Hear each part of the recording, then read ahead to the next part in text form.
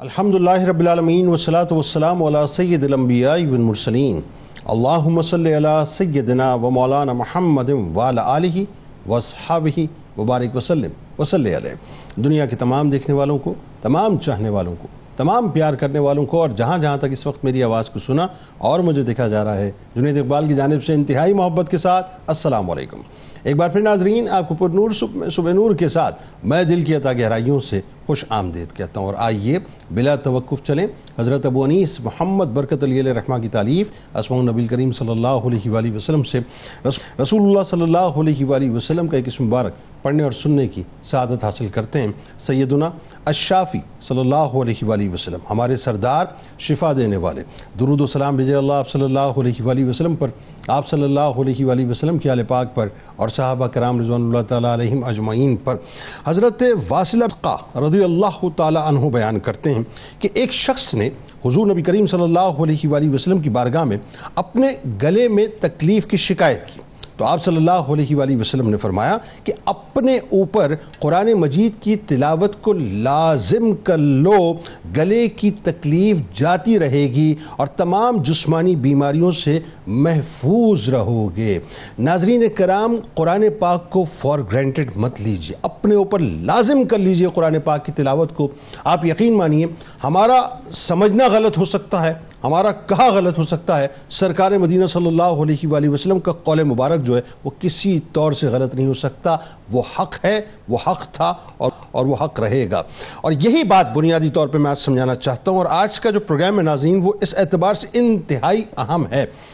قرآن پاک کو جب آپ اسٹڈی کرتے ہیں تو ایک طبقہ وہ ہے جو صرف قرآن پاک کو فضائل کے طور پہ لے رہا ہوتا ہے، یعنی میں نے قرآن پاک کی تلاوت کرنی ہے، اس کی فضیلتیں حاصل کرنی ہے، اس کی برکتیں حاصل کرنی ہے، میں تلاوت کروں گا، اللہ تبارک و تعالیٰ مجھے اتنی نیکیاں عطا کرے گا، اور ان کی پوری زندگی صرف اسی طرح سے گزر جایا کرتی ہے کہ وہ قرآن پاک کو برکتوں کی اور فضائل کی کتاب سمجھتے ہیں صاحب، کہ اس کی تلاوت سے میرے گھر میں برکتیں نازل ہوں گی، مجھ پہ برکتیں نازل ہوں گی، میری اولادوں پر برکتیں نازل ہوں گی، اس میں کوئی دوسری رائے نہیں ہے ناظرین۔ لیکن یہ قرآن پاک کا جزوی پہلو ہے۔ قرآن پاک اللہ تبارک و تعالیٰ نے جو اپنے محبوب صلی اللہ علیہ وآلہ وسلم کے قلب اطہر پر اتارا ہے نا صاحب، یہ اتنی وسیع کتاب ہے صاحب، اتنی وسیع کتاب ہے کہ اس کے اندر اللہ تعالیٰ نے دنیا کے تمام تر مسائل کا حل، یا یوں کہہ لیجئے کہ تمام تر سوالات کے جوابات رکھ دیے ہیں۔ یہ ایک مکمل طور پہ کوڈ آف کنڈکٹ ہے، ایک مکمل طور پہ ضابطہ حیات ہے، اسے کہیے اگر آپ کہ ایک نظام حیات ہے تو غلط نہ ہوگا۔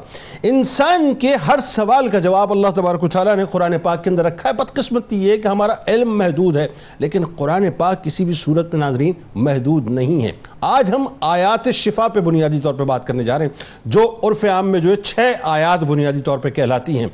قرآن پاک کو اللہ تبارک و تعالیٰ نے یہ ظاہر اعجاز عطا کیا ہے، یہ اللہ کا ایسا کلام ہے کہ آپ کے ظاہر کو بھی مصفح اور مجلہ کرتا ہے، یعنی جب آپ قرآن پاک کی تلاوت کرتے ہیں تو اللہ تبارک و تعالیٰ آپ کو بہت سی بیماریوں سے دور کرتا ہے، آپ کو زندگی میں چلنے پھرنے کا طریقہ بتلاتا ہے، آپ نے زندگی کیسے گزارنی ہے، کون سے ایریاز ہیں جہاں پر آپ نے داخل ہونا ہے اور کون سے ایریاز ہیں جہاں پہ آپ نے داخل نہیں ہونا ہے، یعنی زندگی گزارنے کے حلال و حرام کے ایک طریقے کو قرآن پاک نے مکمل طور پہ واضح کیا ہے۔ اسی انداز سے قرآن پاک آپ کے باطن کو بھی مصفح اور مجلہ کرتا ہے، اور آپ کو یہ بتلاتا ہے کہ قرآن پاک سے جب آپ روشنی اخذ کرنا شروع کرتے ہیں، جب اس سے آپ نور لینا شروع کرتے ہیں، تو اللہ تبارک و تعالیٰ آپ کی باطن کی ایک صفائی کا میکانزم جو ہے وہ قرآن پاک کے ذریعے سے آپ کے وجود کے اندر لگا دیا کرتا ہے، اور آپ کو معلوم ہی نہیں ہوتا صاحب کہ اللہ تبارک و تعالیٰ آپ کے ظاہر و باطن کو مکمل طور پہ پاک کر دیا کرتا ہے۔ مسئلہ کیا ہے؟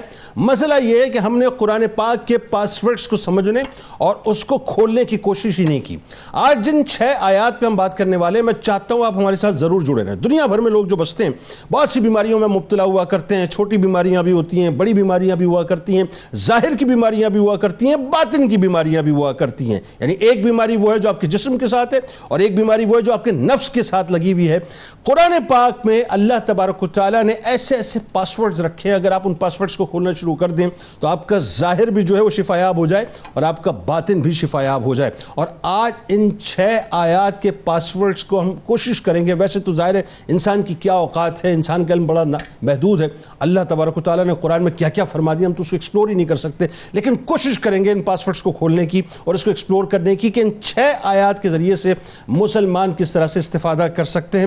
یعنی آج گفتگو ناظرین انشاءاللہ ہوگی سورہ یونس کی آیت نمبر 57 پہ. اس کا ترجمہ اے لوگوں تمہارے پاس تمہارے رب کی طرف سے نصیحت اور دلوں کی شفا اور مومنوں کے لیے ہدایت اور رحمت آ گئی. سورہ نحل 29ویں آیت ہے. اور تمہارے رب نے شہد کی مکھی کے دل میں یہ بات ڈالی ہے کہ پہاڑوں میں اور درختوں میں اور چھتوں میں گھر بناؤ, پھر ہر قسم کے پھلوں میں سے کھاؤ اور اپنے رب کے بنائے ہوئے نرم اور آسان راستوں پر چلتی رہو, اور اس کے پیٹ سے ایک پینے کی رنگ برنگی چیز نکلتی ہے, اس میں لوگوں کے لیے شفا ہے, بے شک اس میں غور و فکر کرنے والوں کے لیے نشانی ہے. اسی طرح سے سورہ بنی اسرائیل کی آیت نمبر 82, اور ہم قرآن میں اتارتے ہیں وہ چیز جو ایمان والوں کے لیے شفا اور رحمت ہے اور اس سے ظالموں کو نقصان ہی بڑھتا ہے. سورہ شورا کی آیت نمبر 80, اور جب میں بیمار ہوں تو وہی مجھے شفا دیتا ہے. اور سورہ حامیم سجدہ 44 نمبر آیت, تم فرماؤ وہ ایمان والوں کے لیے ہدایت اور شفا ہے, اور وہ جو ایمان نہیں لاتے ان کے کانوں میں بوجھ ہے اور وہ ان پر اندھا پن ہے, گویا انہیں دور کی جگہ سے پکارا جا رہا ہے. اور سورہ توبہ آیت نمبر 14 کہ تو ان سے لڑو, اللہ انہیں عذاب دے گا تمہارے ہاتھوں اور انہیں رسوا کرے گا اور تمہیں ان پر مدد دے گا اور ایمان والوں کا جی ٹھنڈا کرے گا. آغاز کرتے ہیں. ہمارے ساتھ شخصیات موجود ہیں, یقیناً کسی تعارف کے محتاج نہیں. پہلی شخصیت ممتاز عالم دین جناب علامہ اکرام حسین القادری صاحب تشریف فرمائیں. دوسری شخصیت ممتاز عالم دین جناب مفتی محمد مدنی رضا صاحب تشریف فرمائیں. اور تیسری شخصیت ممتاز عالم دین جناب علامہ حافظ احمد یوسف صاحب تشریف فرمائیں. تینوں احباب کو السلام علیکم, خوش آمدید. علامہ صاحب بلا توقف, ظاہر ہے بہت سے لوگ ہمارے یہاں بچپن سے گھروں کے اندر یہ طریقہ رہا صاحب کہ جو بڑے بوڑھے, آج تو ظاہر ہے نوجوانوں کا تو معاملہ الگ ہو گیا, ورنہ جب بھی بیماری گھر میں ہوتی تھی بھئی فوراً پنسورہ نکالیے اور آیات شفا جو ہیں اس کو پڑھنا شروع کر دیجئے, اسی سے بچوں کو دم کیا جاتا تھا, اسی کا پانی پلایا جاتا تھا اور اسی سے جو ہے اللہ تبارک و تعالیٰ شفا بھی دیتا تھا. تو سب سے پہلے آیات شفا سے کیا مراد, اور ان میں ظاہر ہے کون کون سی آیات شامل ہیں, کچھ میں نے اس کا حوالہ دیا, آپ ذرا اس پہ گفتگو فرمائیے اور فضائل اور برکات خاص طور پہ بتلائیے. بسم اللہ الرحمن الرحیم. قرآن مجید فرقان حمید کے نزول کے اعتبار سے جب ہم بات کرتے ہیں تو ظاہر سی بات ہے کہ قرآن کے نزول کے مقاصد مختلف ذکر کیے گئے ہیں, لیکن مجموعی طور پر 3 ایسے اسباب قرآن مجید فرقان حمید کے نزول کے ذکر کیے گئے ہیں کہ وہ سبب تو ہر صاحب ایمان کو اس سے حاصل کرنا ہی چاہیے, اور وہ ثمرات اس قرآن سے جو حاصل کرے تو کم از کم اتنا ضرور ہے کہ اس نے قرآن مجید فرقان حمید کے نزول کے اس احترام کو قائم رکھ لیا ہے. پہلی بات کہ بندہ اس سے نصیحت حاصل کرے, اس سے واعظ حاصل کرے. یعنی موعظہ کا لفظ یہاں استعمال ہوا ہے اور اس سے مراد یہی ذکر کیا گیا کہ ایک ایسی تبلیغ کے جس کے ذریعے سے بری چیز کا جو کراہیت ہے وہ پڑھنے والے کے دل میں پیدا ہو. اور دوسرا ذکر کیا گیا کہ اس کے ذریعے سے انسان اپنی اخروی زندگی کو بہتر بنانے کے لیے ہدایت کا سامان کرے. اور تیسرا فرمایا کہ دنیا میں رہتے ہوئے اسے جو مصائب, جو پریشانیاں اور جو مشکلات زیر بحث آئیں اور وہ جس کے تحت آ جائے تو اس کو کہا گیا کہ یہ قرآن ہے کہ جس کے ذریعے سے تم نے ان پریشانیوں سے اپنے آپ کو نجات دلانی. تو یہ اس اعتبار سے جب ہم دیکھتے ہیں تو جو ظاہری بیماریاں ہمیں جسمانی طور پر یا روحانی طور پر نظر آتی ہیں تو قرآن مجید فرقان حمید کے نزول کے اسباب میں سے ایک سبب یہ ہے کہ اپنے آپ کو اس قرآن سے شفا کے ساتھ جوڑو. اور یہی وجہ ہے کہ ہم قرآن مجید فرقان حمید کا جب مطالعہ کرتے ہیں تو بہت سارے مقامات ایسے ہیں جہاں انبیاء اور رسول نے بالاہتمام قرآن مجید فرقان حمید کی ان آیات کو اپنے لیے شفا کا ذریعہ تصور فرمایا اور پھر اسے اپنے معمول میں قائم رکھا, اور پھر اس کے بعد وہ کلمات ان کی امتوں میں رائج رہے, اور پھر انہی کلمات کو مینوں اللہ رب العزت نے قرآن مجید فرقان حمید کی نص کو قائم فرمایا. کیا بات ہے. اس میں بہت ساری جہاں دیگر ہمیں آیات نظر آتی ہیں, ان میں سب سے بنیادی جو آیت ہے وہ جناب ابراہیم خلیل اللہ علیہ نبینا وعلیہ الصلوۃ والسلام کی جو ہے نا وہ مبارک کلمات ہیں, وَإِذَا مَرِضْتُ فَهُوَ يَشْفِينِ. اس سے بڑھ کر جو ہے وہ ہمیں اور دلیل نہیں ملتی کہ قرآن سے شفا کو حاصل کیا جانا. اب بالکل آپ کے سرنامہ کلام کی بات میں 100% صداقت ہے کہ ہمارے بزرگوں نے جب کبھی بھی اپنے آپ کو کسی پریشانی میں پایا تو انہوں نے سب سے پہلے جس شے کی جانب رجوع کیا ہے تو وہ قرآن مجید فرقان حمید. بالکل ایسا. یہ علامہ امام ابو القاسم عبد الکریم قشیری جو نیشا پور کے رہنے والے ہیں اور جو مسلکن جو ہے اور مشربن شافعی ہیں، یہ اپنا واقعہ بیان کرتے ہیں اور یہ کہتے ہیں کہ جناب میرا بیٹا بیمار ہو گیا. اس سے پہلے میں آپ سے یہ عرض کروں کہ یہ جو امام قشیری ہیں ان کی تصوف پر کتاب ہے جسے رسالہ قشیریہ کہا جاتا ہے. اب رسالے سے ہی پتہ چلتا ہے کہ وہ مختصر ہے لیکن اتنی جامع ہے کہ حضور داتا صاحب علیہ رحمہ نے جو کشف المحجوب لکھی نا وہ اسلوب رسالہ قشیریہ کا تھا. سبحان اللہ. یعنی سب سے پہلے انہوں نے صوفیہ کے عقائد، پھر صوفیہ کے حالات، پھر تصوف کی اصطلاحات اور پھر اس کے بعد صوفیہ کے مسائل. یہ پیٹرن تھا رسالہ قشیریہ کا، رسالہ قشیریہ. ٹھیک. اور امام داتا صاحب علیہ رحمہ نے اسی اسلوب، اسی انداز اور اسی رسالہ قشیریہ سے اقتصاب فرمایا. اس سے اندازہ لگا لیں کہ رسالہ قشیریہ کی کیا فضیلت ہے اور پھر ساتھ یہ سمجھ لیں کہ لکھنے والا امام قشیری کس مرتبہ کا ہے.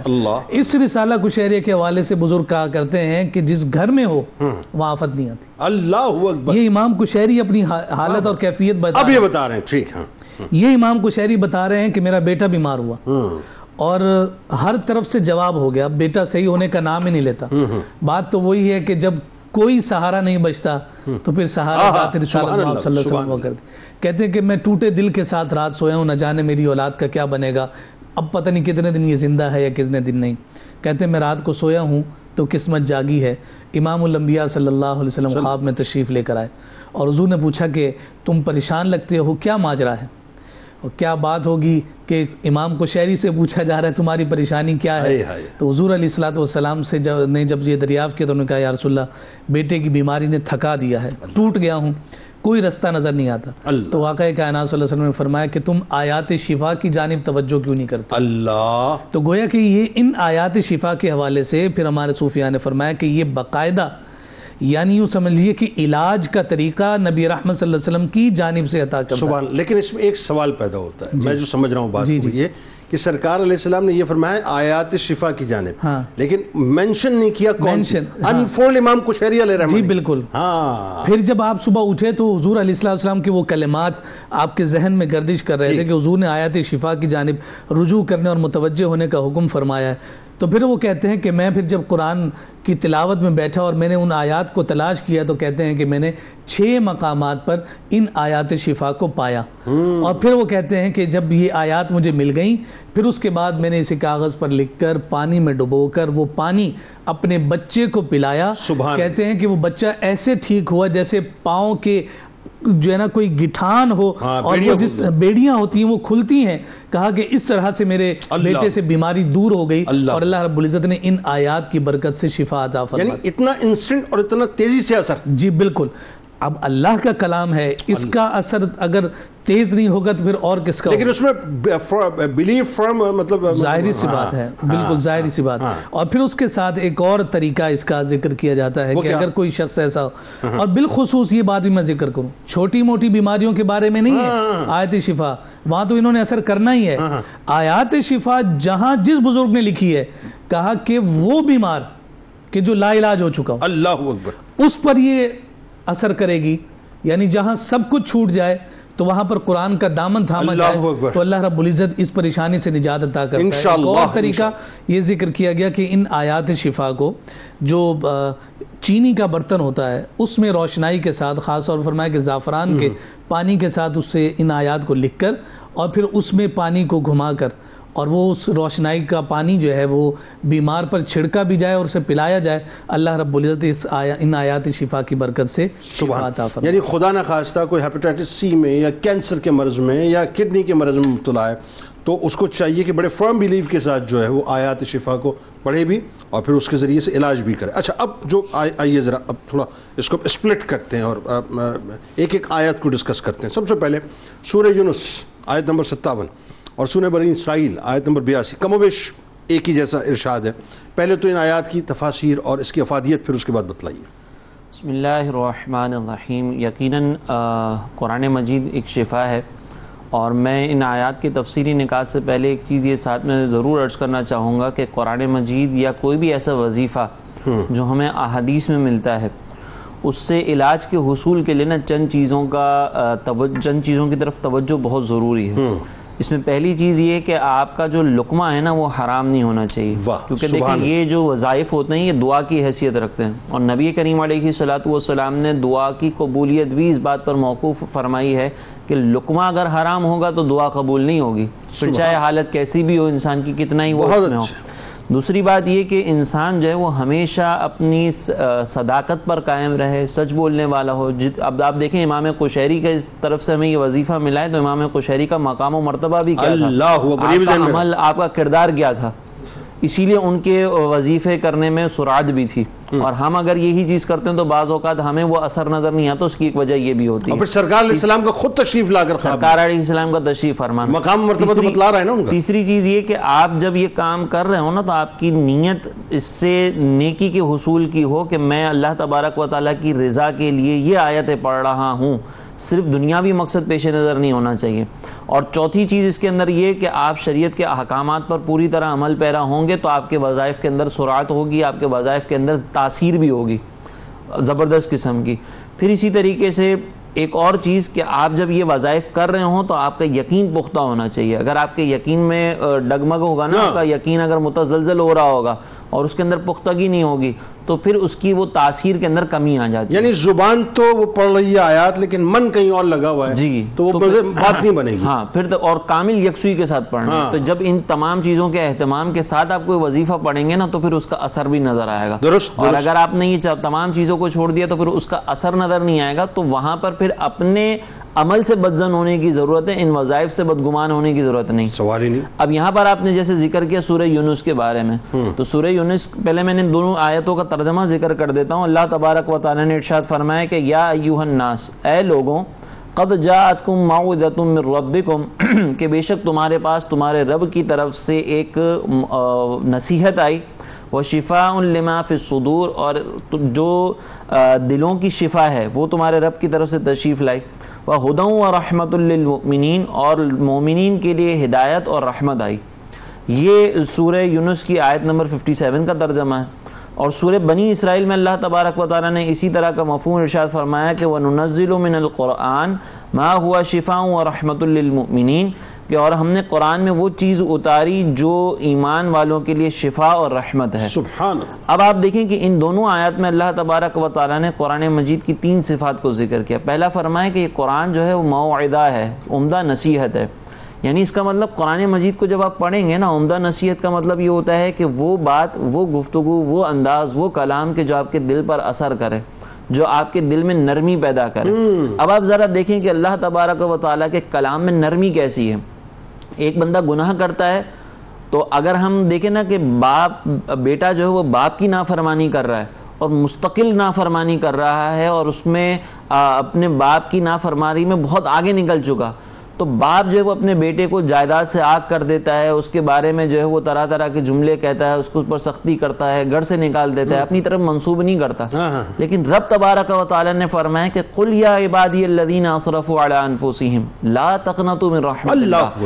اب آپ یہاں پر کلام کا انداز دیکھیں، اللہ تبارک و تعالی نے فرمایا کہ اے حبیب آپ ان سے کہیں یا عبادی، میرے بندوں، الذین اسرفوا علی انفسہم، وہ بندوں کے جنہوں نے اپنی جانوں پر ظلم کیا۔ تو اللہ تعالیٰ نے پہلے اپنے گناہ گار بندوں کو اپنی جانب منسوب فرمایا کہ یہ میرے بندے ہیں، اور پھر اس کے بعد ارشاد فرمایا کہ لا تقنطوا من رحمت اللہ، کہ اللہ کی رحمت سے مایوس نہیں ہونا۔ اور پھر ایک اور طرف فرمایا کہ سارعوا الی مغفرۃ من ربکم، کہ اپنے رب کی مغفرت کی طرف دوڑتے ہوئے چلے آؤ۔ اس کا مطلب تم نے گناہ کی، اپنی جانوں پر ظلم کیا، تم دوڑتے ہوئے چلے آؤ۔ اور پھر رب کی بارگاہ میں مغفرت کیسے ملے گی تو آپ نے ہمیں راستہ بھی بتا دیا کہ اللہ کی بارگاہ میں اگر مقام و مرتبہ چاہیے تو نبی کریم علیہ السلام کا آستانہ ہے۔ پھر فرمایا کہ یہ قرآن شفا ہے، تو قرآن ظاہری شفا بھی ہے، قرآن جو ہے وہ ہمارے باطنی امراض کی شفا بھی ہے۔ باطنی امراض کی شفا کے بارے میں جیسے ابھی حضرت نے ذکر بھی کیا، اور وہ ایک واقعہ بھی ہے کہ صحابہ کرام ایک مقام پر گئے اور وہاں پر جو بادشاہ تھا اس قبیلے کا، وہ جو ہے وہ بیمار ہوا، تو صحابہ کرام نے اس پر سورہ فاتحہ پڑھ کر دم کیا تو اس کو شفا مل گیا۔ میں اشارتاً ذکر کر رہا ہوں۔ تو قرآن یہ ظاہری امراض سے بھی شفا عطا کرتا ہے، اور باطنی امراض یعنی عقائد کی خرابی ہو تو اس سے بھی شفا کرتا ہے، عطا کرتا ہے۔ اور دوسرا فرمایا کہ یہ ہدایت اور رحمت ہے، اور قرآن مجید کی ہدایت بڑی پختہ ہے۔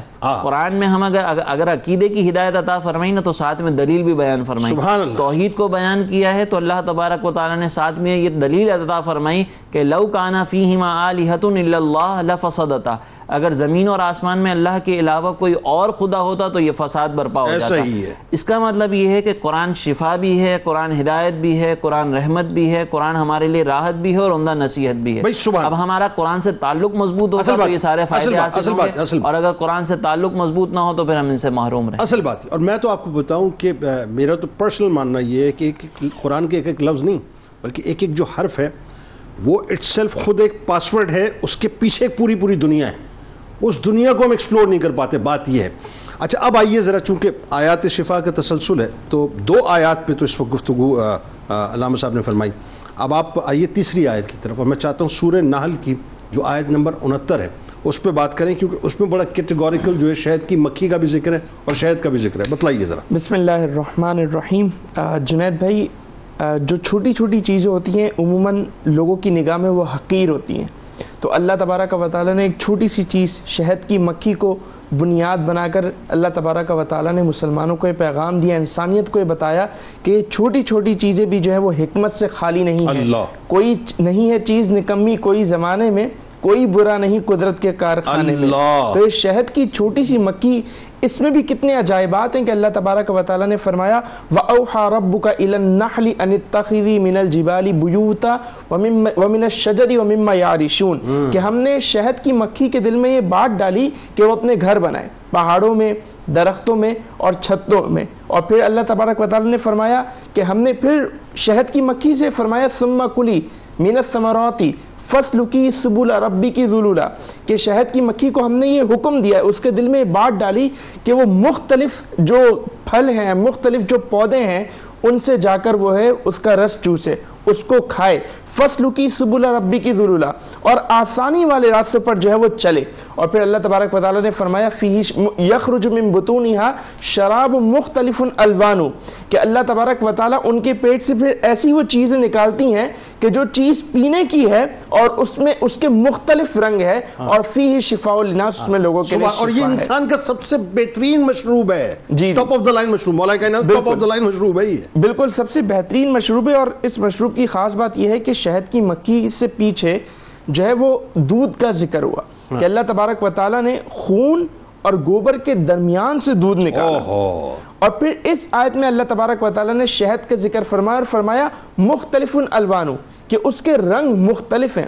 جنید بھائی، گائے بھی بہت ساری چیزیں کھاتی ہے لیکن دودھ کا کلر ایک ہے، لیکن شہد کی مکھی مختلف چیزیں کھاتی ہیں، لیکن اللہ تبارک و تعالیٰ نے اس کے اندر یہ تاثیر رکھی کہ جب شہد نکلتا ہے تو اس کے کلر جو ہیں وہ ڈیفرنٹ ہو جاتے ہیں۔ اور پھر اللہ تبارک و تعالیٰ نے یہ جو فرمایا فَاسْلُكِي سُبُلَ رَبِّكِ ذُلُلًا، کہ آسانی والے راستے پر چلو، تو اس کی تفسیر میں مفسرین نے بیان کیا کہ شہد کی مکھیاں نکلتی ہیں، گھومتی پھرتی ہیں، پھلوں سے جو ہے وہ رس لیتی ہیں، پودوں کا رس لیتی ہیں، اور پھر واپس اپنے مکانات پر آتی ہے، رستہ نہیں بھٹکتی، اور عین اس مقام پر آ کر جو ہے اپنے جو ہے پیٹوں سے نکال کر اس کو وہاں پر جمع کر دیتی ہیں شہد کی صورت میں۔ اچھا، اب فیہ شفاء للناس، اس پر اگر بات کی جائے جو آج کا ہمارا اصل موضوع ہے کہ اس میں جو ہے وہ شفا ہے، تو آپ دیکھیں کہ ایک سب سے پہلی بات تو یہ کہ حضور علیہ الصلوۃ والسلام نے خود شہد کو پسند فرمایا۔ حضرت عائشہ بیان کرتی ہے کہ نبی کریم علیہ السلام کو میٹھی چیز اور شہد بڑا پسند تھا۔ پھر حضور علیہ السلام نے فرمایا کہ جو شخص ہر مہینے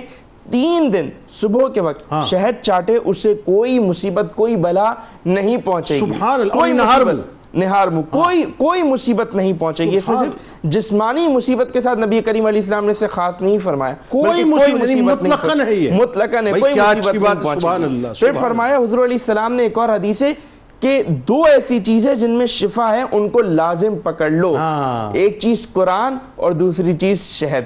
اس سے دیکھیے کہ قرآن کے ساتھ شہد کا ذکر کر کے شہد کو کتنا اپلفٹ کر دیا۔ ایگزیکٹلی، اب یہ دیکھیے، بالکل ایسی ہی بات ہے۔ اور قرآن پہ علامہ صاحب نے بھی، دونوں حضرات نے بڑی خوبصورت گفتگو کی کہ قرآن بھی شفا ہے اور اسپیشلی جو ہے وہ شہد بھی شفا ہے۔ اچھا، اب اگر ہم مزید شہد کے جو ہے وہ فوائد کے بارے میں بات کریں تو آپ یہ دیکھیں حضرت عمر رضی اللہ تعالیٰ عنہ آج سے 1400 سال پہلے جب ان کے جسم پر کوئی پھوڑا نکل جائے تو وہ اس پر شہد لگا کر اس کا علاج کرتے ہیں, اینٹی سیپٹک. جی. اور جنید بھائی آج کی جدید تحقیق یہ بتا رہی ہے کہ شہد میں جسمانی امراض کی بھی شفا ہے, یعنی ایون جو فیس ماسک بنتے ہیں اس میں بھی شہد کا استعمال ہوتا ہے, جو ایلوپیتھک کی دوائیاں ہیں اس میں شہد کا استعمال ہے. اسی طرح شہد میں ایک ایسی تاثیر ہے کہ جو پھل ہوتے ہیں ان کی حفاظت کے لیے بھی جو ہے وہ شہد کا استعمال کیا جاتا ہے. اسی طرح حافظے کو قوت جو ملتی ہے وہ بھی شہد سے ملتی ہے. اسی طرح جو سینے کے امراض ہیں وہ بھی شہد سے دور ہوتے ہیں. پھر پھتری کا علاج بھی شہد سے ممکن ہے, کھانسی کا علاج بھی شہد سے ممکن ہے. پھر یہاں تک آیا کہ سرکے میں شہد ملا کر دانتوں پر استعمال کیا جائے تو بندے کے دانت چمک جائیں. اسی طرح جسمانی کمزوریاں جو بندے کو بالخصوص بڑھاپے میں لائق ہو جاتی ہیں, جیسے جوڑوں کا درد ہو جاتا ہے, دیگر چیز ہو جاتی ہیں, تو وہ تمام بیماریوں کا علاج اللہ تبارک و تعالیٰ نے شہد میں رکھا ہے. اور پھر جو یہ قرآن پاک کی جو آیت ہے نا فیہ شفاء للناس, اس کی تفسیر میں علماء نے یہ بیان کیا کہ اس سے مراد قرآن ہے. بعض نے کہا اس سے مراد شہد, لیکن بعض نے کہا اس سے مراد قرآن ہے. تو حضرت عبداللہ بن مسعود رضی اللہ تعالیٰ عنہ نے اس کے درمیان بڑی پیاری تطبیق دی. انہوں نے فرمایا کہ امراض سے جو چھٹکارا ملے گا وہ شفا سے ملے گا, اور دلوں کے امراض سے جو چھٹکارا ملے گا وہ قرآن سے ملے گا. اور پھر اللہ تبارک و تعالیٰ نے یہ جو فرمایا نا کہ ان فی ذلک لآیات لقوم یتفکرون, بے شک اس میں غور کرنے والوں کے لیے نشانیاں ہیں. تو اس کی تفسیر میں علماء نے یہ لکھا کہ اللہ تبارک و تعالیٰ جب اس بات پر قادر ہے کہ مکھی کے پیٹ میں شہد جائے, مکھی کے پیٹ میں رس جائے, اور وہ جب اس کے پیٹ سے نکلے تو وہ شہد بن جائے, تو وہی اللہ تبارک و تعالیٰ اس بات پر بھی قادر ہے کہ بندہ قبر میں جائے اور اللہ تبارک و تعالیٰ اسے قبر سے زندہ نکال دے. کیا اچھا ہے, کیا اچھا, بہت اچھا. بلکہ وہ دیکھیں نا, اگین وہی بات آ گئی کہ ہمارے یوں کہیے کہ بلیو میں جو ہے وہ فرق ہو سکتا ہے, وہ متزلزل ہو سکتا ہے. اللہ کا فرمان اور سرکار کا فرمان حق ہے اور سچ ہے. وہ جو ایک صحابی جن کے پیٹ میں ہے نا مسئلہ تھا, وہ موشنز ان کو سرکار نے مطلب ایک مرتبہ نہیں, دو مرتبہ نہیں, تین مرتبہ نہیں, چوتھی مرتبہ تک ریپیٹڈلی فرمایا گیا, کیونکہ اللہ کا جو فرمان ہے وہ حق ہے, تیرے پیٹ میں جو ہے معاملہ کچھ اور ہے. اللہ تعالیٰ نے جو ساری بلاؤں کو پھر نکال دیا تھا. تو بہرحال ناظرین ہمارے ساتھ جڑے رہیے, سرکار کی بارگاہ میں, ان کی آل کی بارگاہ میں درود پاک کا نذرانہ پیش کیجیے. لوٹ کے سورۃ الشورى آیت نمبر 80 کی فضیلت اور اس کے تفصیلی نکات پر انشاءاللہ گفتگو ہوگی. درود پاک پیش کیجیے.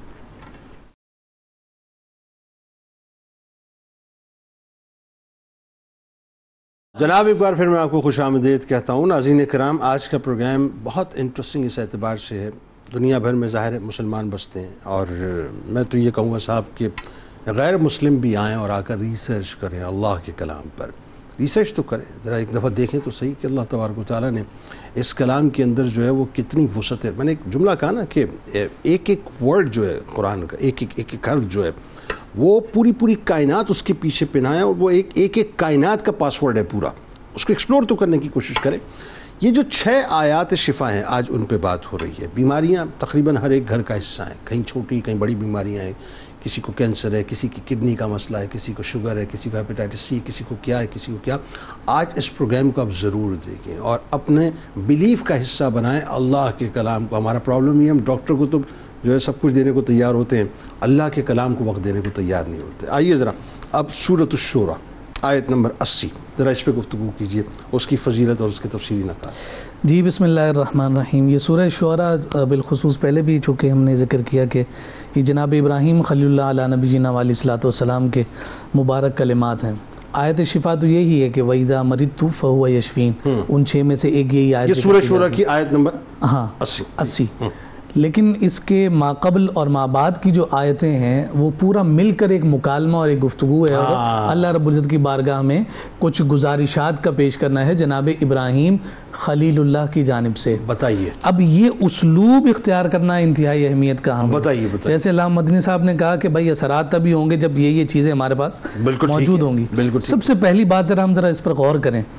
حضرت ابراہیم خلیل اللہ علیہ نبینا علیہ الصلوۃ والسلام نے اس پوری گفتگو میں جن چیزوں کو ذکر فرمایا, پہلا رب پیدا کرنے والا ہے, نمبر 2 وہی ہدایت دینے والا ہے, نمبر 3 وہی بھوک میں کھانا دینے والا ہے, وہی پیاس میں پانی عطا کرنے والا ہے, وہی زندگی دینے والا ہے, وہی موت دینے والا ہے, وہی شفا دینے والا ہے.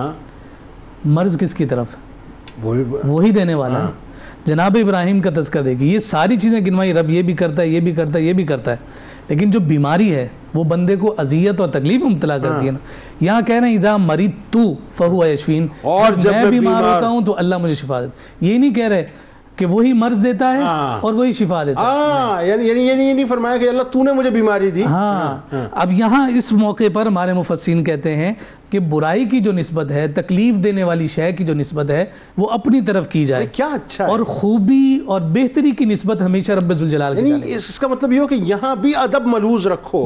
سبحان اللہ. یہی انداز اور یہی اسلوب جناب موسیٰ اور جناب خضر کے معاملے میں بھی آتا ہے. ساری باتوں میں وہ کہتے ہیں رب نے یوں کہا, رب نے یوں کہا, رب کا ارادہ تھا, رب کا ارادہ یہ تھا, لیکن جب قتل کرنے والی معاملے کی بات آئی تو وہاں پر اپنی طرف اشارہ کرتے ہیں. اور یہ تو مشہور زمانہ ہر ہاسپٹل کے بعد بھی ہوتی ہے. ویسا مریض تو وہ یشفین. پھر دوبارہ کہہ رہا ہوں, یہ ابراہیم خلیل اللہ ہے. بھائی سبحان. ہمارا ماجرا کیا ہے؟ ہمارا علم یہ کوئی تکلیف آ جائے, گھر میں کوئی فوتگی ہو جائے, جی جو اللہ کو منظور. جب تکلیف آئی جی جو اللہ کو منظور, جیک پاٹ لگ گیا کام میں, پیر صاحب کا کرم ہو گیا. ہاں جی, میری عقل تھی, پیر صاحب کا کرم ہو گیا. صحیح ہے. اب آپ سمجھ رہے ہیں کہ جو بات میں عرض کرنا چاہتا ہوں, خالق کی دعائیں لگ گئیں. جی خالق ہے, خالق کا مقابلہ ہی کوئی نہیں ہے.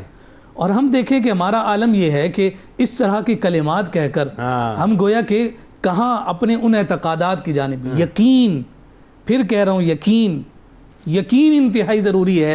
جب تک وہ قائم نہیں ہوگا اور اس یقین میں ادب نہیں ہوگا, اور ہمارے اسلاف, ہمارے بزرگوں تو یہی ہیں نا سارے, اور انہوں نے بتایا ہے کہ خالق کا ادب ہوتا کیا ہے. اچھا, اس کا مطلب یہ کہ کریڈٹ کی جو ہائرارکی ہے نا, اس کو سمجھنا ضروری ہے کہ پہلے آپ اللہ سے منسوب کریں. یا اللہ تیرا فضل ہو گیا اور تو نے میرے بزرگوں اور ماں باپ کے صدقے سے مجھ پہ کرم کر دیا. یہ ہائرارکی ہے. بالکل ایسے, بالکل ایسے. اچھا, پھر اس کے بعد آپ دیکھیے کہ جو انتہائی اہم بات وہ یہ ہے کہ یہ ساری چیزیں جب ہم ان کو گنوا رہے ہیں کہ یہ سب اللہ رب العزت کی طرف سے, بیماری بھی رب کی طرف سے, لیکن جناب ابراہیم خلیل اللہ علیہ نبینا علیہ الصلوۃ والسلام اس بیماری کو اپنی جانب کہ جب میں بیمار ہوتا ہوں تو اللہ تعالیٰ مجھے شفا عطا کرتا. اب شفا چونکہ نعمت ہے تو اس کی نسبت رب ذوالجلال کی جانب. بالکل ٹھیک ہے. یہ جو دعا ہے یا یہ جو کلمات ہیں جناب ابراہیم نے کسی تکلیف, اذیت یا پریشانی کے موقع پر نہیں کہے. اچھا جی, یہ بات کب ہوئی ہے؟ یہ بات ہوئی ہے عدو لی الا رب العالمین, کہ یہ سارے کے سارے میرے لیے دشمن ہیں سوائے میرے عالمین کے رب کے. یعنی ساری دنیا میرے پیچھے پڑ جائے مجھے نقصان پہنچانے کے لیے, میرا جو رب میرے ساتھ جو کھڑا ہے نا, اللہ, کوئی میرا کچھ نہیں, میرا رب میرے ساتھ اگر ہے تو وہ رب العالمین. اور پھر اس کی صفات یہ اس کی صفات ہیں. یہاں پھر ہمارے مفسرین اور علماء ذکر کرتے ہیں, خاص طور پر عاملین کہتے ہیں کہ یہ جو آیت ہے نا, اس کو بیماری میں نہیں, اس کو صحت کے دنوں میں اپنا وظیفہ رکھو. اچھا جی, وہ کیسے؟ اس کو صحت کے دنوں میں اپنا وظیفہ رکھو, اس لیے کہ تم اپنے فرم بلیف کا اظہار بار بار کر رہے ہو کہ جب میں بیمار ہوں گا نا, یہ مت سمجھنا کہ میں اکیلا ہوں, فہو یشفین, وہ مجھے شفا عطا کرے گا. اور جب میں بیمار ہوں تو وہی مجھے شفا دیتا ہے. سبحان. تو اب جب اس کی شفا دینے کی نسبت ہو گئی اور اس وقت ہو گئی کہ جس وقت خود شفا میں ہے, صحت دینے والا ہے, ایسا نہیں ہے کہ مطلب ہوا تو رب کو پکارا. یہ ذکر کیا جا رہا ہے کہ مجھے اکیلا مت سمجھنا, بے آسرا مت سمجھنا. یہ معاملہ اگر میرے ساتھ پیش آ گیا تو مجھے پریشانی کی بات نہیں ہے, میں رب کی بارگاہ میں عرض کر دوں گا, وہ رب ذوالجلال مجھے شفا عطا. اچھا, اس میں دو باتوں کو اور عقدہ کھولیں. ایک تو یہ کہ اس کا مطلب یہ ہوا کہ ہمیں اللہ کی طرف جو ہے اپنے بلیف کو بھی بڑا جو ہے مطلب مضبوط رکھنا چاہیے کہ شفا صرف اللہ کی طرف سے ملے گی. بہت سے لوگ کرتے ہیں بھائی یہ دوا لیا وہ دوا لیا, ہماری دوا کی طرف توجہ چلی جاتی ہے. شفا دوا کے ذریعے اللہ دلوا تو رہا ہے, لیکن شفا دینے والا اللہ ہے. بے شک. ہمارے ایک فیملی ڈاکٹر ہیں, وہ اسی سارے مفہوم کو اپنے جملے میں ذکر کیا کرتے ہیں. کہتے ہیں کہ ہم اس چیز کے بیپاری ہیں جو ہمارے پاس ہے ہی نہیں. یعنی ایک بیمار ہمارے پاس آ رہا ہے, ہم اس کو دوا لکھ کر دے رہے ہیں, اور گویا کہ وہ اس یقین کے ساتھ دوا لے کر جا رہا ہے کہ مجھے شفا مل جائے گی, لیکن شفا ہمارے ہاتھ میں تو نہیں. ہم اس چیز کے بیپاری ہیں کہ جو ہمارے اختیار میں نہیں. ہم یہ دوا اس لیے دے رہے ہوتے ہیں کہ رب اس میں تاثیر پیدا کر دے. یعنی کوئی پین کلر جو کھا رہے ہیں اس پین کلر میں شفا نہیں ہے, شفا اللہ کے حکم میں بنیادی اس کے اثر کرنے پر وہ دوا کا خالق بھی وہی ہے, اس دوا میں اثر پیدا کرنے والا, اور دوا کے اثر کا خالق بھی وہی رب ذوالجلال ہے. وہ چاہے تو آگ جلائے, وہ چاہے تو نہ جلائے, وہ چاہے تو بھوک جو ہے نا کھانے سے مٹے, وہ چاہے تو لاکھ کھاتا رہے بھوک نہ مٹے. یہ اسی کی ذات ہے کہ جو تخلیق بھی فرماتا ہے اور پھر اپنی تخلیقات میں اچھا اور برا اثر بھی پیدا فرماتی ہے. اس لیے فرمایا کہ تعلق تو رب ہی کے ساتھ ہے, نوازنا اسی نے, ہاں پھر وہ وسیلے قائم کرتا ہے. ہم اسباب دنیا میں موجود. وقت سمٹ گیا. پریسائزلی جب میں بیمار ہوں تو وہ مجھے شفا دیتا ہے. اب میں بیماری کو صرف جسمانی بیماری کے طور پہ لوں یا روحانی بیماری کے طور پہ؟ ہر قسم کی بیماری, اس کا مطلب دوہری بیماری میرے ساتھ. جی بالکل, یہ مطلق یہاں پر ذکر ہے. اور اللہ رب العزت ظاہری بیماریاں, باطنی بیماریاں, لیکن یہ بات ضرور یاد رہے, ضرورت کے وقت رب کو یاد نہیں کرنا, رب کو اس وقت بھی یاد کرنا ہے کہ جب آپ آسودگی میں.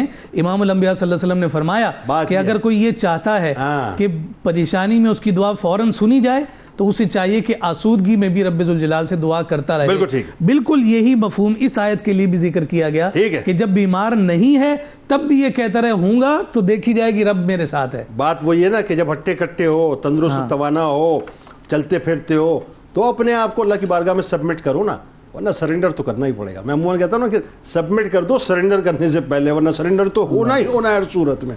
اچھا اب ذرا آئیے جو اگلی ظاہر ہے مطلب آیہ مبارکہ ہے, سورہ حامیم السجدہ آیت نمبر 44, اس پہ ذرا گفتگو فرمائیے اور اس کے تفصیلی نکات بتلائیے. بسم اللہ الرحمن الرحیم.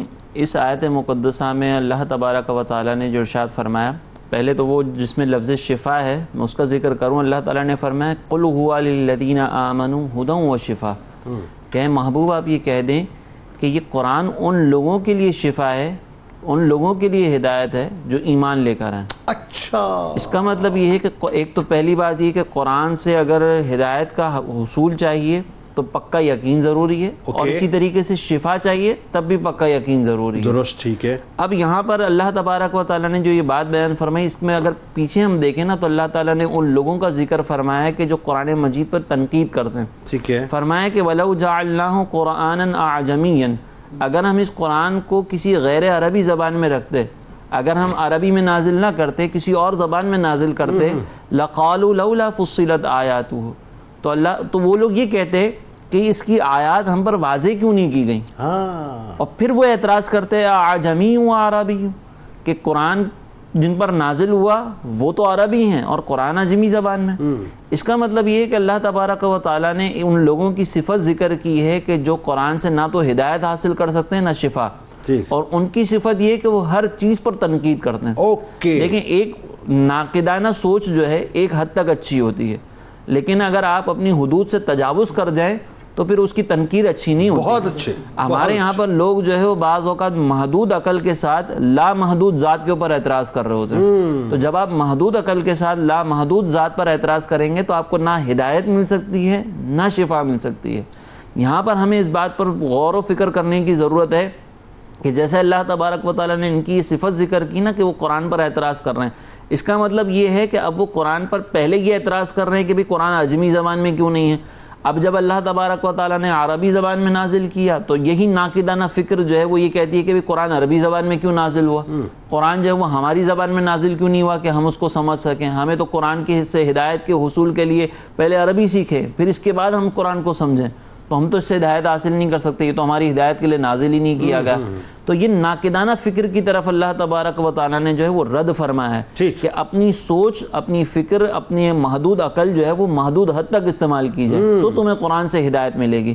اور قرآن سے ہدایت کے حصول کے لیے اللہ تبارک و تعالیٰ نے اس میں بے شمار جو ہے وہ دلائل قائم کیے ہیں, بے شمار حد تک جو ہے وہ اللہ تبارک و تعالیٰ نے اس کے اندر جو ہے وہ ہمیں ہدایت کے راستے بتائے ہیں. لیکن ہمارا پرابلم یہ ہے کہ ہم قرآن مجید سے حصول ہدایت کے لیے قرآن کو اس انداز سے پڑھ ہی نہیں رہے کہ جس انداز سے قرآن سے ہدایت کا حصول ہمارے لیے ممکن ہے. جیسے کہ آپ نے ذکر کیا نا کہ ہمیں سرنڈر کرنا پڑے گا ورنہ سبمٹ کرنا پڑے گا, ورنہ سرنڈر تو کرنا ہی ہے. تو اسی طریقے سے قرآن کا معاملہ ہے کہ قرآن میں اللہ تبارک و تعالیٰ نے جو ایمان والوں کی صفت بیان کی ہے نا وہ یہ بیان کی ہے کہ وہ غیب پر ایمان لاتے ہیں, یؤمنون بالغیب. ان کی عقل میں اگر کوئی بات نہیں آتی نا تو وہ اپنی عقل کی حدود کو سمجھتے ہوئے یہ کہتے ہیں کہ ہمارے رب نے فرمایا تو حق ہے, ہماری عقل میں نہیں آ رہا. پھر اللہ تعالیٰ نے فرمایا ان لوگوں کے بارے میں کہ والذین لا یؤمنون, کہ جو ایمان نہیں لے کر آتے, ان کے بارے میں اللہ تعالیٰ نے فرمایا کہ فی آذانہم وقر وہو علیہم عمی, کہ یہ تو اللہ تبارک و تعالیٰ نے فرمایا کہ جو ایمان نہیں لاتے ان کے کانوں میں بوجھ ہے اور وہ ان پر اندھا پن ہے. یعنی وہ قرآن مجید کو جب سنتے ہیں نا تو ان کے اوپر بوجھ طاری بوجھ محسوس ہوتا ہے ان کے کانوں میں. ہاں ان کے کانوں پہ بوجھ محسوس ہوتا ہے اور سامنے چیزوں کو دیکھ کر ان کے اوپر اندھا پن طاری ہو جاتا ہے. ابو جہل کے ہاتھوں میں کنکریوں نے کلمہ پڑھا تھا لیکن اس کے باوجود وہ ایمان نہیں لے کر آیا. رخ مصطفیٰ کو دیکھ کے ایمان نہ لایا, رخ مصطفیٰ کو دیکھ کر ایمان نہیں لایا, معجزات کو دیکھ کر ایمان نہیں لے کر آیا, تو اس کے اوپر اندھا پن طاری تھا. اور جب وہ قرآن کو سنتے ہیں نا تو ان پر بوجھ ہے, لیکن ایمان والوں کا کرم, جب جس پر اللہ تعالیٰ کا کرم ہوتا ہے نا, اس کا عالم یہ ہوتا ہے کہ جب وہ قرآن کو سنتے ہیں تو قرآن کو سننے کے بعد کوئی فاروق اعظم بنتا ہے, کوئی صدیق اکبر بنتا ہے, کوئی عثمان غنی بنتا ہے, کوئی علی المرتضیٰ بنتا ہے. وہ کمال کے لوگ ہوتے ہیں کہ جو قرآن مجید کو سن کر ہدایت حاصل کرتے ہیں. لیکن جو نہیں قرآن مجید سے ہدایت حاصل کرتے ان کے بارے میں اللہ تعالیٰ نے فرمایا کہ اولئک ینادون من مکان بعید, ان کا عالم ایسا ہے کہ گویا انہیں کوئی دور سے پکار رہا ہو. اب جب کوئی دور سے پکارنے والا ہوتا ہے نا تو اس کی آواز ہمیں صحیح سے سمجھ نہیں آتی. یہاں پہ قرآن تو ان کو قریب سے پکار رہا ہے, ان کو ہدایت کے راستے دکھا رہا ہے, لیکن اس کے باوجود ان کا عالم یہ ہے کہ وہ قرآن مجید کی آواز کو اچھے انداز سے سن نہیں رہے. انہوں نے اپنا حال یہ رکھا ہوا ہے کہ قرآن مجید کو جب سنتے ہیں نا تو ایسا محسوس ہوتا ہے کہ وہ دور سے سن رہے ہیں. ان کی مثال اللہ تبارک و تعالیٰ نے سورہ بقرہ میں ارشاد فرمائی کہ ان کی مثال ایسی ہے کہ جب قرآن سے ان کو کوئی فائدہ حاصل ہو, دین سے ان کو کوئی فائدہ حاصل ہو تو وہ دین کے ساتھ چلتے ہیں, لیکن اگر دین سے ان کو کوئی بینیفٹ حاصل نہ ہو رہا دنیاوی بینیفٹ تو وہ دور ہٹ جاتے ہیں. اللہ تعالیٰ نے ان کی مثال یہ بیان فرمائی کہ وہ جب ان کے اوپر عذاب کی آیات سنائی جاتی ہیں تو کانوں میں انگلیاں ڈال لیتے ہیں, ایسا گویا کہ. تو یہ اللہ تبارک و تعالیٰ نے بیان فرمایا کہ قرآن سے ہدایت حاصل کرنی ہے تو ایمان لانا پڑے گا, قرآن سے شفا حاصل کرنی ہے یقین کرنا پڑے گا. نہ اگر یقین نہیں ہے, ایمان نہیں ہے, تو نہ ہدایت ہے نہ شفا ہے. بھائی دیکھیں نا, وہ ابھی میں جو ابتدا میں بات کر رہا تھا حدیث پاک کا حوالہ کہ سرکار علیہ السلام نے فرمایا قرآن کی تلاوت کرو, کثرت سے کرو. مطلب یہ شفا ہے اس کی تلاوت کرنا بھی, یعنی گلے میں درد ہے, آپ سوچیے سرکار علیہ السلام سجیسٹ فرما رہے ہیں کہ تلاوت کرو. اور یہ پریکٹیکلی دیکھا ہے لوگوں نے. آپ تلاوت کلام پاک کو اپنا معمول بنا لیجئے, آٹومیٹکلی آپ کے اندر جو ہے آپ کو ایک تبدیلی, آپ کے جسمانی طور پہ بھی, روحانی طور پہ تو ہوگی, جسمانی طور پہ آپ کو تبدیلی محسوس ہونا شروع ہو جائے گی. اب آئیے آخر میں ذرا فائنلی حافظ صاحب سورہ توبہ آیت نمبر 14 بتلائیے. بسم اللہ الرحمن الرحیم. قرآن شفا ہے, شہد کی مکھی کے شہد میں شفا ہے. اور پھر ایک اور جو آیت شفا ہے اس میں اللہ تبارک و تعالیٰ نے کتنی خوبصورت بات ارشاد فرمایا قاتلوہم, کہ تم ان کفار سے قتال کرو, یعذبہم اللہ بایدیکم, اللہ تبارک و تعالیٰ تمہارے ہاتھوں انہیں عذاب دے گا, ویخزہم, تمہارے ہاتھوں انہیں رسوا کرے گا, وینصرکم علیہم, تمہاری ان کے مقابلے میں مدد فرمائے گا, ویشفی صدور قوم مؤمنین, اور ایمان والوں کے قلوب کو اللہ تبارک و تعالیٰ شفا عطا فرمائے گا. یعنی قتال میں بھی اللہ تبارک و تعالیٰ نے ایک طور پہ شفا رکھی ہے. جنید بھائی اس آیت کے کانٹیکسٹ کو سمجھنے کے لیے ہمیں پچھلی 2 آیتوں کو پہلے سمجھنا پڑے گا. اللہ تبارک و تعالیٰ نے آیت نمبر 12 میں ارشاد فرمایا وَإِن نَكَثُوا أَيْمَانَهُمْ, کہ اگر وہ لوگ تم سے عہد کرنے کے بعد عہد کو توڑ دیں, یعنی وہ کفار جن سے تمہارا معاہدہ ہو چکا ہے, جن سے تمہارا ایگریمنٹ ہو چکا ہے, ان سے تو تم نے جنگ نہیں کرنی, لیکن وہ کفار جن سے تمہارا معاہدہ ہوا اور انہوں نے عہد کرنے کے بعد کیا کیا, عہد کو توڑ دیا, وَطَعَنُوا فِي دِينِكُمْ, اور تمہارے دین میں تانہ زنی کی, اعلانیہ طور پر تمہارے دین میں انہوں نے تانہ زنی کی, گستاخیاں کی, نبی کریم علیہ الصلوۃ والسلام کی معاذ اللہ گستاخی کی, یا کسی بھی حوالے سے وہ تمہارے دین کی توہین کے مرتکب ہو رہے ہیں کسی بھی صورت میں, فَقَاتِلُوا أَئِمَّةَ الْكُفْرِ, تو اللہ تبارک و تعالیٰ ارشاد فرماتا ہے تو پھر کفر کے پیشواؤں تک سے تم جنگ کرو, إِنَّهُمْ لَا أَيْمَانَ لَهُمْ لَعَلَّهُمْ يَعْتَهُونَ, بے شک ان کی قسموں کا کوئی اعتبار نہیں, ان سے لڑو یہاں تک کہ وہ کیا ہو جائے, يَنْتَهُونَ, باز آ جائیں اپنی حرکتوں سے. یعنی کوئی سرکشی کرتا ہے, معاہدہ توڑتا ہے, نبی کریم علیہ السلام کی معاذ اللہ شان میں گستاخی کا مرتکب ہوتا ہے, مسلمانوں کے دین میں اعلانیہ جو ہے وہ تانہ زنی کرتا ہے, توہین کرتا ہے, تحریف کا مرتکب ہوتا ہے, کسی بھی طور پر دین اسلام کو کسی بھی طور کا نقصان پہنچاتا ہے, اللہ فرماتا ہے فَقَاتِلُوا أَئِمَّةَ الْكُفْرِ, کفر کے پیشواؤں سے لڑو, اور تب تک لڑو جب تک کہ وہ باز نہ آ جائیں. اور پھر آپ اگلی آیت دیکھیں, یہ تو اللہ تبارک و تعالیٰ نے ایک بات ارشاد فرما دی نا, اب دیکھیں اللہ تبارک و تعالیٰ ابھار رہا ہے, قتال پر ابھار رہا ہے, فرما رہا ہے أَلَا تُقَاتِلُونَ, کہ تم کیا قتال نہیں کرو گے, قوماً, ایسی قوم سے, نَقَثُوا أَيْمَانَهُمْ, جنہوں نے اپنے معاہدوں کو توڑ دیا, وَهَمُّوا بِإِخْرَاجِ الرَّسُولِ, جنہوں نے تمہارے رسول کو مکہ سے نکال دیا, وَهُمْ بَدَؤُوكُمْ أَوَّلَ مَرَّةٍ, جنہوں نے تم سے جنگ کرنے میں پہل کی, کیا تم ایسے لوگوں سے قتال نہیں کرو گے ہاتھ پہ ہاتھ دھرے رکھ کر بیٹھے رہو گے؟ اللہ اکبر. جنید بھائی یہ آیتیں کیا پیغام دے رہی ہیں؟ ذرا ہم سوچے تو صحیح. اللہ تبارک و تعالیٰ جہاد کے لیے کس طرح ابھار رہا ہے، ایک ایک ان کی حرکتوں کو بیان فرما رہا ہے، ایک ایک ریزن اللہ تبارک و تعالیٰ جہاد کے جواز کا ریزن اللہ تعالیٰ خود بیان فرما رہا ہے کہ دیکھو کفار مکہ نے تم سے معاہدہ توڑا، بنو خزاع کے مقابلے میں بنو بکر کی مدد کی انہوں نے.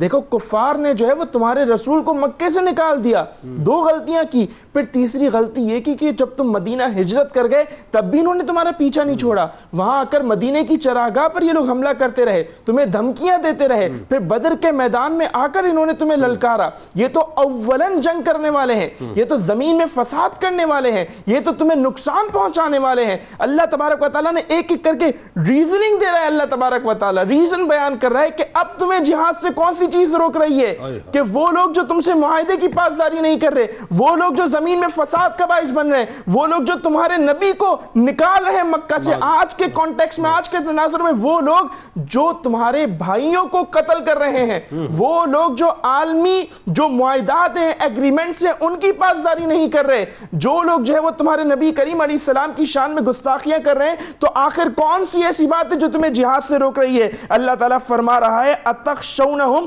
کیا تم ان سے ڈرتے ہو؟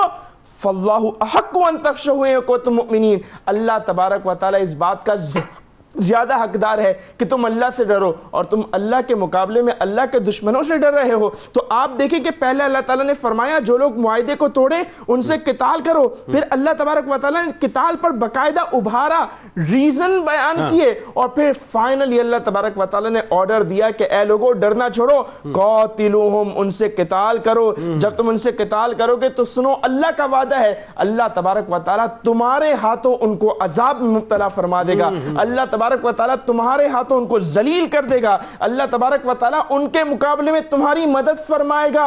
اور یہاں کسی قسم کی قید نہیں ہے، یعنی جو لوگ اس طرح کی سرگرمیوں میں ملوث ہو، تمہارے ساتھ معاہدات کی پاسداری نہ کریں، شر و فساد پھیلائیں، تم پر حملہ کرنے میں پہل کریں، تمہارے بھائیوں کو نقصان دے، اور بالخصوص تمہارے نبی کو نکالیں، یعنی تمہارے نبی کی شان میں گستاخی کریں، تو تم ان سے قتال کرو. یہ قتال کرنا یشفی صدور قوم مؤمنین، تمہارے مردہ دلوں کو شفا دے گا، تمہارے قلوب کو جلا دے گا. اور پھر آپ دیکھیں جنید بھائی، ویشفی صدور قوم مؤمنین، ایمان والے کے قلوب کو شفا ملتی ہے جہاد سے. یہ سن کر مجھے وہ غزوہ احزاب کا منظر یاد آ جاتا ہے کہ اللہ تعالیٰ فرماتا ہے وَلَمَّا رَأَى الْمُؤْمِنُونَ الْأَحْزَابَ، کہ جب ایمان والوں نے گروہوں کو دیکھا، احزاب کو دیکھا، کیونکہ جب غزوہ خندق میں کفار آئے تھے تو پورے عرب کے کفار تھے، یونائٹ ہو کر آئے تھے، اور جب وہ آئے تھے تو مسلمان منافق دیکھ کر ان کو پریشان ہو گئے تھے. لیکن وَلَمَّا رَأَى الْمُؤْمِنُونَ الْأَحْزَابَ، کہ جب مسلمانوں نے، ایمان والوں نے ان کفار کی پوری جمعیت کو مدینے کی طرف آتے ہوئے دیکھا،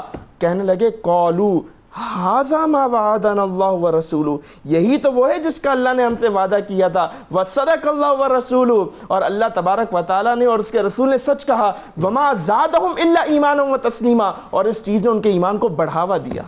یعنی اس کو میں اگر اس آیہ مبارکہ کو ایک لفظ یا ایک جملے کے اندر اگر میں جسارت کروں سمونے کی، کہ جب آپ طاغوت سے لڑتے ہیں بنیادی طور پہ اور اس نظام کو قائم نہیں ہونے دیتے، تو اللہ تبارک و تعالیٰ جو ہے پھر آپ کو شفا عطا کر دیتا ہے. یعنی آپ کا معاشرہ جو ہے وہ بنیادی طور پہ طاغوتی بیماریوں سے پاک ہو جایا کرتا ہے جب آپ طاغوت سے لڑتے ہیں. بہت صحیح، اور بہت شکریہ آپ تینوں احباب کا کہ آپ تشریف لائے. ناظرین کرام، آج آیات شفا پہ گفتگو ہوئی، 6 آیات بنیادی طور پہ زیر بحث رہیں، اور میں تمام دیکھنے والوں سے یہ گزارش کروں گا صاحب کہ آپ ڈاکٹرز کے پاس تو بھاگتے ہیں بیماریوں کے عالم میں، اللہ تعالیٰ سب کو شفا کلی عطا فرمائے، لیکن آپ اپنے گھر میں یہ جو آیات شفا ہیں پنسورہ کھولیں اور اس کو اپنا نصاب بنا لیں. بس ہر بیماری میں سب سے پہلے یہ کام کرنا، اللہ سے دعا کرنی ہے، پھر ڈاکٹر کے پاس جانا ہے، ڈاکٹر کے پاس بھی ضرور جانا ہے. کتاب الشفا، معوذتین کی فضیلت آپ کو بتلاتے، جو شخص روزانہ 7 بار سورہ فلق اور 7 بار سورہ ناس پڑھنے کا معمول بنا لیتا ہے تو وہ نظر بد، حسد، دشمنی اور جنات کے اثر سے محفوظ رہتا ہے۔ حضرت عبداللہ ابن عباس رضی اللہ تعالیٰ عنہ کا قول مبارک ہے، اور وہ حدیث پاک کے ہی پرسپیکٹو میں ہے کہ اپنی زندگی میں 2 چیزوں کو لازمی اپنا لو، ہر قسم کی جسمانی اور روحانی بیماریوں سے محفوظ رہو گے۔ پہلی چیز تلاوت کلام مجید، اور دوسری چیز شہد کا استعمال۔ روزنامہ 92 نیوز کا آج مضمون ہے سورہ فلق اور سورہ ناس کی فضیلت اہمیت حوالے سے۔ ایکس پہ ہمیں فالو کر لیجیے، فیس بک پیج کو لائک کر کے، یوٹیوب چینل کو سبسکرائب کر کے بیل آئیکن کو ضرور کلک کر لیجیے۔ آئیے ذرا اپنی روح سے تجدید عہد وفا، لا یؤمن احدکم حتی اکون احب الیہ من والدہ وولدہ والناس اجمعین۔ اللہ تعالیٰ آپ کا، ہمارا، ہم سب کا، پاکستان کا، امت مسلمہ کا، اور خاص طور پر غزہ کے رہنے والوں کا حامی و ناصر، آمین۔ پاکستان کا مطلب کیا؟ لا الہ الا اللہ محمد رسول اللہ صلی اللہ علیہ وسلم۔